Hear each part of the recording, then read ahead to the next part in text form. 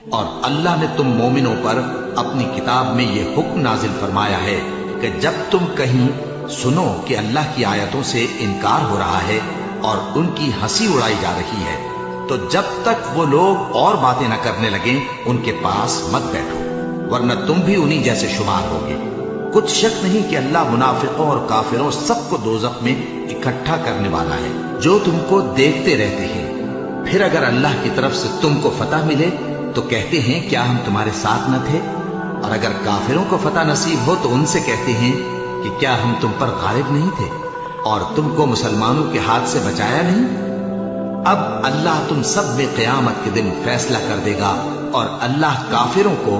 مومنوں پر ہرگز غلبہ نہیں دے گا۔ منافق ان چالوں سے اپنے نزدیک اللہ کو دھوکہ دیتے ہیں، یہ اس کو کیا دھوکہ دیں گے، وہ انہی کو دھوکے میں ڈالنے والا ہے۔ اور جب یہ نماز کو کھڑے ہوتے ہیں تو سست اور کاہل ہو کر صرف لوگوں کے دکھانے کو، اور اللہ کو یاد ہی نہیں کرتے مگر بہت کم۔ ڈاواں ڈول ہو رہی ہے، نہ ان کی طرف ہوتے ہیں نہ ان کی طرف، اور جس کو اللہ بھٹکائے تو تم اس کے لیے کبھی بھی رستہ نہ پاؤ۔